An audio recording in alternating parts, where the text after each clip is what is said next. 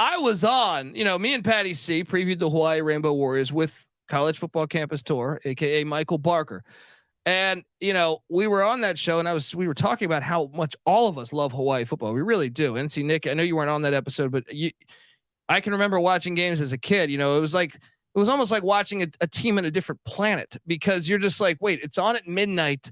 It's all the way in Hawaii. Their uniforms are fantastic. Their fans, their culture, everything about it is fantastic. And allow me to get out of the way so you can see my Timmy Chang jersey back. There we go. The Timmy Chang jersey. So look, we're on that episode. If you haven't listened to the Hawaii preview, go listen to it. And College Football Campus Tour mentions his friend Wayne Coito, and he said he's been to 86 straight Hawaii games, home and away. And I was like, I gave him an open invite to come on the show. I can't talk. And Wayne hits me up. He says, I'm ready to go. He's going to Nashville to make it his 87th game. Wayne, how you doing, brother? And thank you for hopping on the show, man. Aloha, aloha, aloha. I mean, it's a pleasure to be here. First of all, thanks for the invite. Thanks for the shout out to Mike Barker. I mean, he's such an awesome guy. And I mean, I've had him at breakfast at my table with my parents. I mean, we're at that level where that's what it's about, Hawaii football, ohana, and culture. And I'm just so thankful to be here. Obviously, I'm just hours away from a flight to Nashville, so it's crazy that we're starting all over again. I miss my off season, kind of. I hate to say it, but I got to kiss it goodbye because it's about to get great. It's go time, baby. Yes. No, I got to ask you. There's so many levels. So this will be game 87 that you're going to. What started this movement of saying, you know what, man, I'm going to every? Obviously, you're a fan, but like, what made you? What was the thing that just said, I'm going to all the games?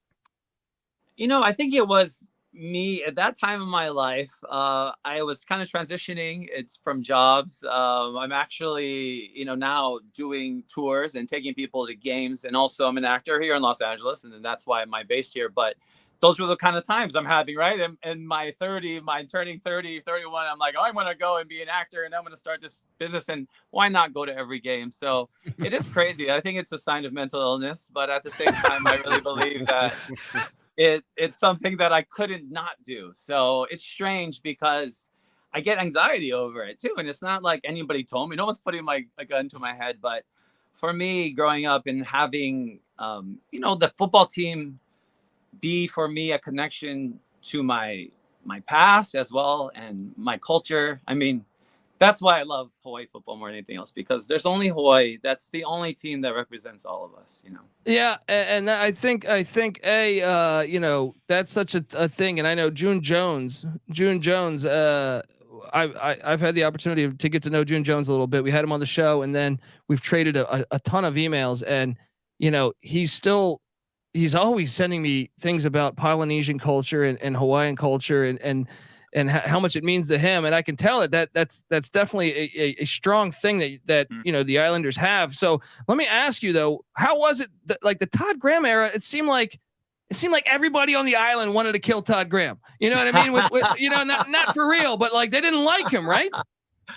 I mean, and first of all, I'm going to say Todd Graham had a hard deal. He came in during the pandemic, that's rough. And I was lucky to get to know his wife. Actually, she was a really nice lady.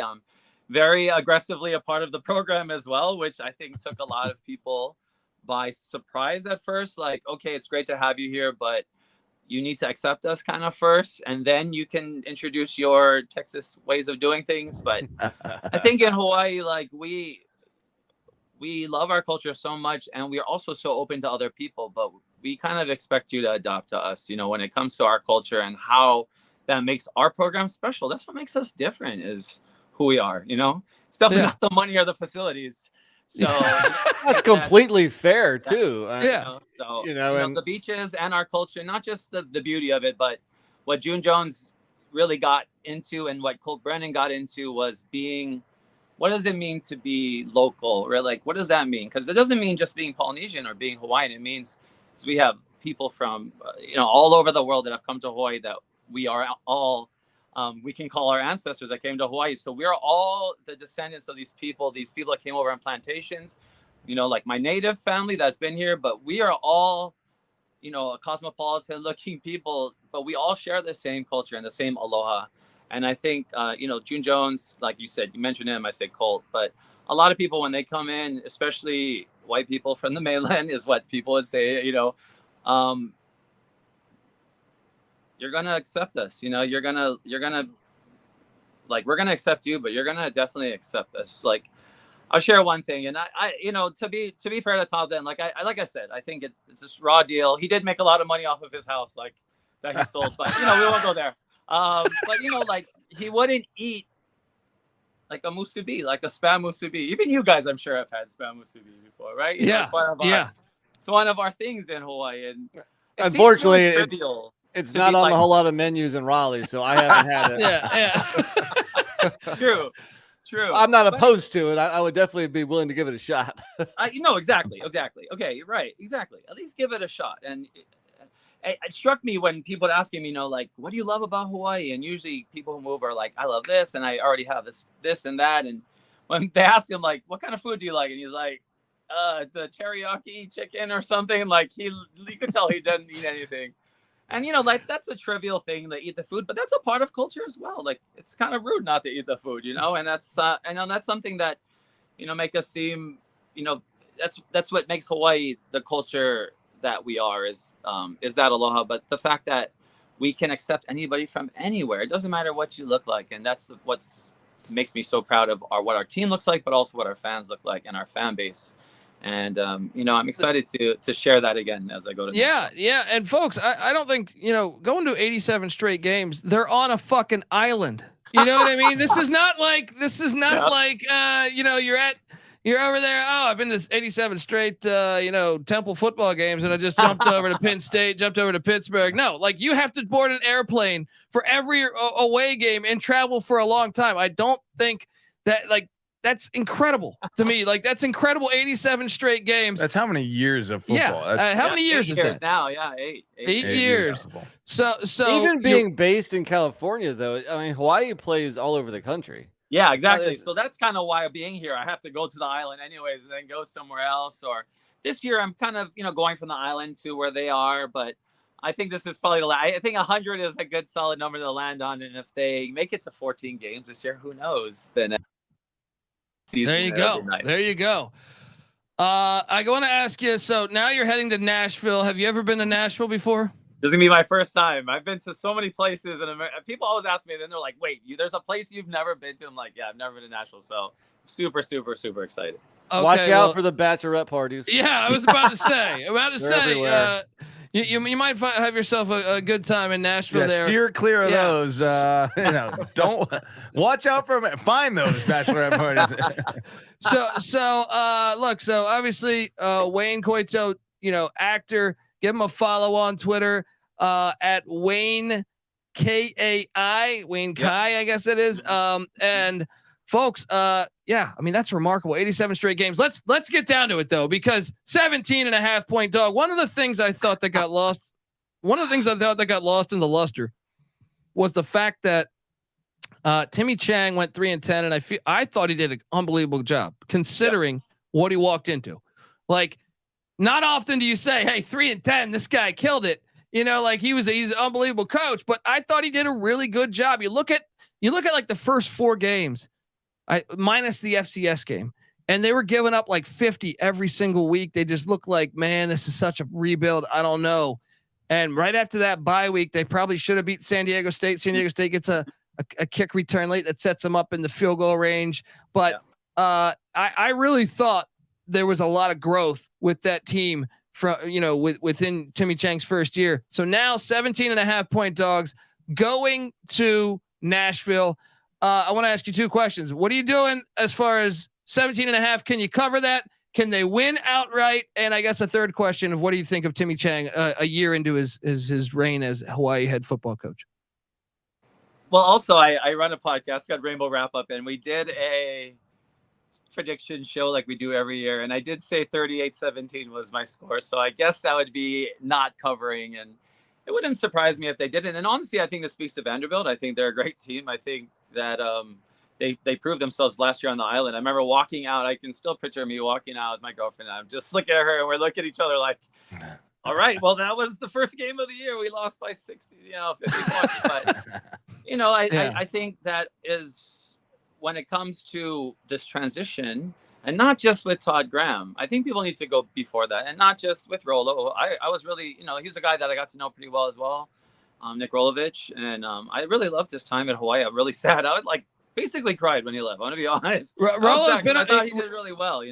Rolo's been on the show, and we're big fans of Nick Rolovich. Yeah, yes, great guy too. Yeah. So, but it's Timmy Chang has had to inherit more than just this team, but it's just our brand has really taken a hit, in years. I'm glad still people go back to that era, June's era and the aughts when they were watching on Fox Sports West 2 that was carrying it in whatever affiliates and watching our game at midnight like that. Those days don't, exist anymore. And it's hard because, we can only for so long, pull back to those days because now, especially with conference realignment, those ADs aren't thinking about what we were doing in 2007. They're thinking about us now, and right now is hard because we don't really have much to show. Even though I think our culture and our beauty, the beauty of who we are and what makes us Hawaii football is enough. I think, and being able to have our own time slot, I think would be great for some TV outlets as well too. But should be. Got to get off that pay-per-view too, man. I mean, I know on the island. Get this: if you're on the island, I think you have to pay like $70 to watch Hawaii. Brutal. Really? Yes. Yes. Why is the that? game isn't on? It was just a TV deal that was struck by athletic directors, and they kept renewing it. And the thing is, I've had on my own show Rick Blangiardi, who was the mayor of Honolulu, and he was a former coach and player at Hawaii. And he even told me himself he negotiated the first TV contract, and on the school side. And then all these years later, he's working in media, and he's negotiating it on the media side. And he's like, I can't believe they didn't give it to us at another station, Hawaii News Now, who said they wouldn't have done it without pay-per-view. They could have just got the ad space for it. So the thing that sucks, we're not getting either. We're not any additional view is not even giving our team any more money. So it's really just a messed up deal. But I feel like, especially as we're going into the future with Hawaii football, it's more of an existential crisis. And I hate to say this because it sounds crazy and grim, but I don't think a lot of people realize how we've slipped so far down in FBS. I mean, to me, I've brought up the FCS being something that I could see us going to a few years ago. And now I'm almost seeing it as an inevitability if we can't. The FCS? Wow. To a conference that will take us, So I think that's the hardest part is that right now we're in a place where, the Mountain West, we're only there as football and we give subsidies. So we subsidize everybody coming in on the conference. And even in our Olympic sports in Big West, we negotiate with the Big West to subsidize their travel. So we're already, losing a lot of money, and we're bringing in people like their welfare recipients. So it's like we're the ones that don't need to be on welfare, but it just scares me. So I think right now conference realignment is something that is on our minds a lot more in Hawaii. We're transitioning. We have a new AD. A lot of people, were interested in how it was kind of a lack of transparency, honestly, with the hiring process. But, we're backing him up. He's a former Florida Atlantic AD, I guess, and who hasn't been in the industry for 10 years. And so much has changed with NIL and so much. Yeah. So, I'm hopeful about Timmy Chang, though. I know you brought up Timmy, but I think, and I brought this up last year on the SDSU game before then to their Aztec podcast, because I thought, you guys are going to wipe us for sure before that game. And I'm there in Snapdragon. I'm like, we're going to win. Like, we just have to hold it on this drive. And I told him it is really that desire that Timmy has instilled in them and that belief that they can. And that is something a lot stronger than, just the individual talent is the collectivism. And that wasn't existent in Todd Graham's time. And that really ultimately led to his demise. It's sad because we lost arguably the best offensive player in the conference, who now plays for another team in the conference.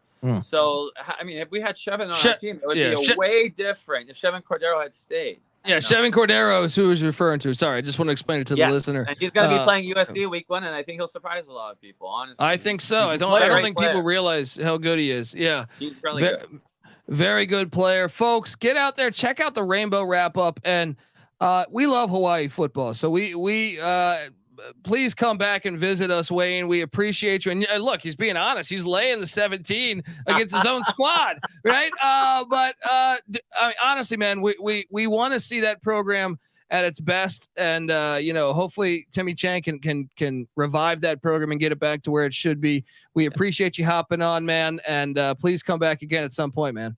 All right, mahalo guys, take care. Mahalo, Hey, man. mahalo, man. Take care.